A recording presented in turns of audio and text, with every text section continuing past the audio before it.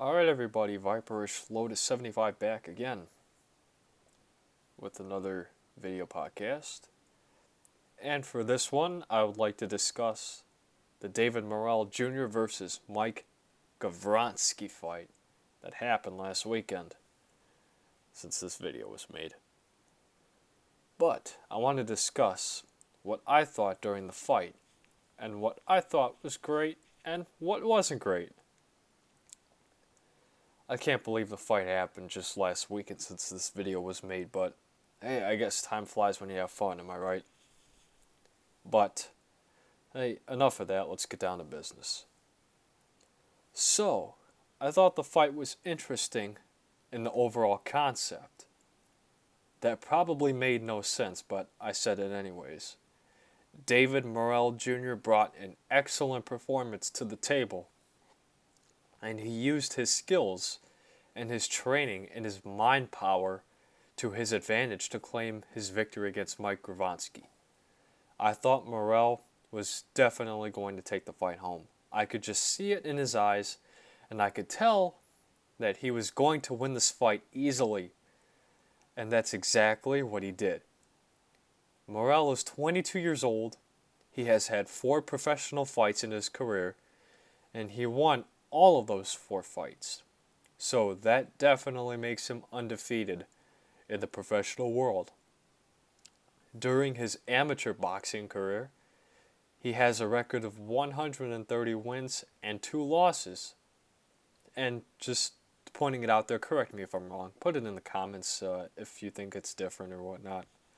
But from the record I saw, it's 130 wins and 2 losses, which to me is an impressive score and is a signal that he wants to keep claiming his wins and improve his professional record even more.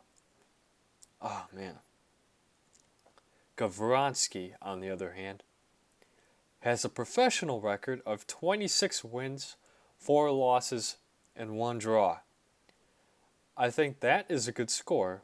I will not lie about it. 26 wins is not too bad in the professional world, but having a couple losses in the last couple of fights he fought, I just feel that is a sign that he is starting to lose some of the touch that he used to have. Now, I did notice that during the fight, he's fighting out of Chicago, Illinois. And after doing some research, he is from the southwest suburbs of Chicago. So, I'm guessing he's from the southwest suburbs. It says he was born in Washington and raised over there, but somewhere in Chicago is where he stays. So I guess that could be a good sign. But on to the fight now. Morrell was able to land a big majority of the punches during the fight, especially during the first round. Gavronski was able to land some good punches on Morrell, but his defense was weak and not sustainable enough for him to win the fight. Morrell has some nice speed to get away from Gavronski's attempt to land punches. And I just didn't think Gavronski was going to make the whole fight because he was starting to get hurt from Morrell during the first round of the fight. It definitely showed that his defense is not great, and he's letting Morrell get punches and jabs and uppercuts into his face, and the damage was starting to show from that early in the first round. And Morrell was able to knock down Gavronski with almost 10 seconds left in the fight. I thought it looked like he tumbled to the ground like he was going to pass out, like one of those, like a tumbleweed. If you're putting a cactus on top of tumbleweed on top of a cactus, my bad, and it's just tumbling to the ground like ah! That's just literally what I felt like during the picture. I could just picture that when he just tumbled to the ground. Like he didn't even try to keep his balance in the fight. And thus, I thought the damage was there, and he would not last the full 10 rounds of the fight. He especially, excuse me, he especially was throwing only plain punches and did not even attempt or on any uppercuts or any jabs. And if he did, it did not work out as planned for him. So I thought the red flags were already showing for Gavronski after the knockout that Morrell got on him during the first round. And during the end of the second round, Jack Reese, the referee, was asking Gavronski's corner if he should stop the fight, because he wasn't sure if his corner wanted the fight to be stopped. And if I was in that corner, I would have stopped the fight immediately, because after the attacks on Morrell, that Morrell was able to get in on Gavronski, and the damage that Gavronski was showing, and the knockouts that Morrell was able to get in during the first round, I would have stopped the fight in the second round, because it was already a dangerous sign for Gavronski to continue the fight. I feel that he could have been knocked unconscious if the fight continued due to the insane amount of power that Morrell was able to get in. It just reminds me of the time that Juan Manuel Marquez knocked out Pacquiao unconscious for a couple of seconds back in 2012. I felt with the amount of power that Morrell was ready to unleash on Gavronski.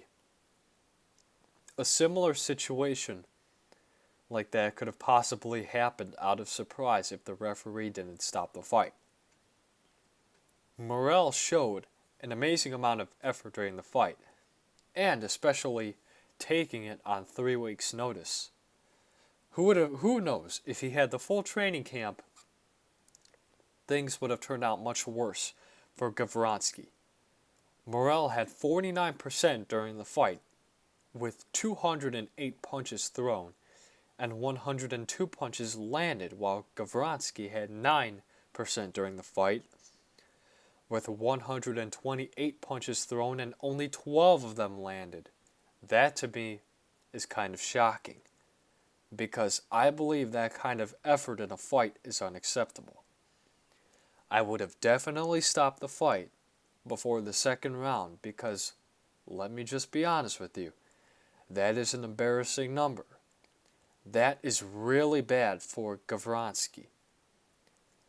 I believe that he did not live up to his full potential in this fight, and Morrell, he certainly did, but I feel that the amount of damage, the amount of damage that Gavronski suffered kind of took down his motivation to try, and at least more than 12 punches into Morrell.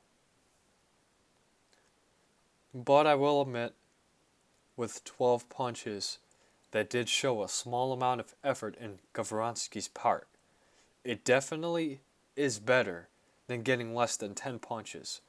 So I will give it up to Gavronski for showing a small amount of effort than showing no effort at all.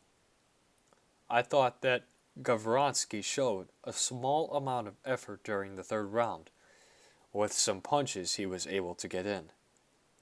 But it quickly died down once Morrell was able to get a whole bunch of punches, jabs, and uppercuts on Gavronski.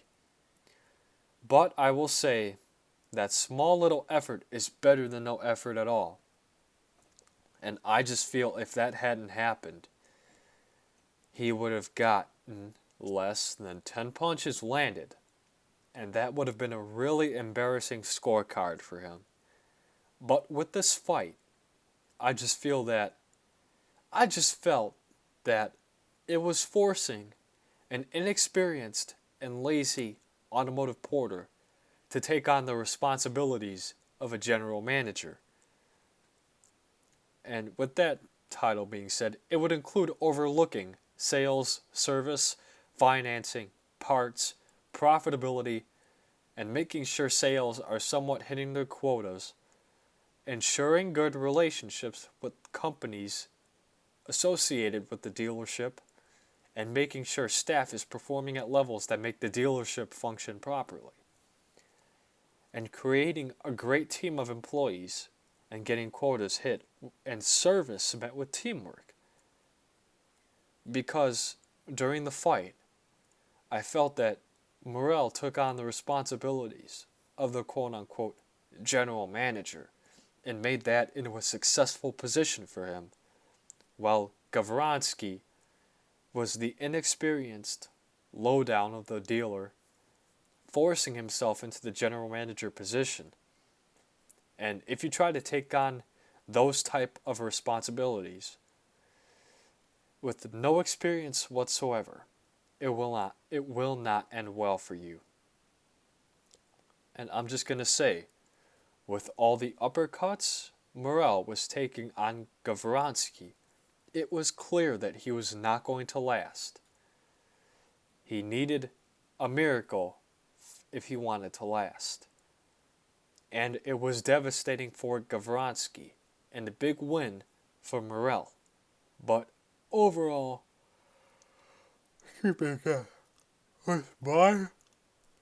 with my conclusions about this, I'm just going to say it was a great fight.